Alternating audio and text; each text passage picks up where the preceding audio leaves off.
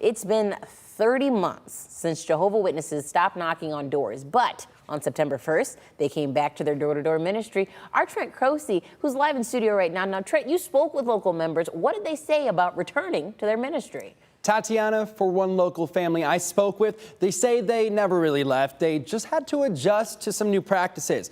Now, as the congregation returns to their trademark door-to-door ministry, they couldn't be happier. Husband and wife Martin and Jasmine Schley have been Jehovah's Witnesses for over a decade.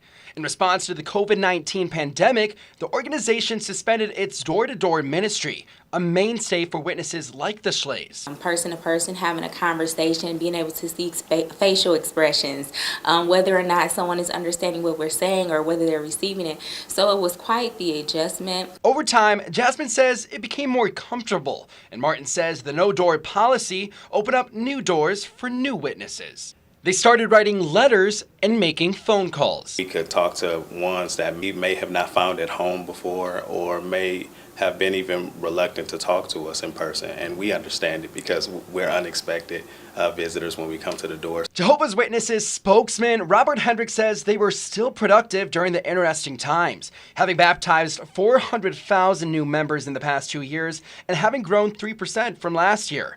Now, as they head back to doorsteps, he says they're still focusing on safety. Learn to live with COVID among our fellow community members, among our neighbors, seeing them face to face, maintaining safety, still being vigilant. Hendrick says knocking is an act of courage and also an act of love. So coming back takes an additional act of courage, and so far he says the public reception has been good. We've had some wonderful experiences of those who not just welcomed us, but really wanted us to come back. While coming back to front doors is one thing, filling up their worship place, the Kingdom Hall, is another. We have this time to be back together again, and now even more importantly, to be able to go share this with others in the ministry.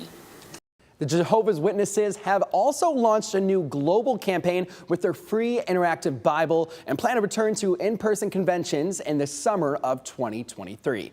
Live in the studio, Trent Crosey, WTOL 11.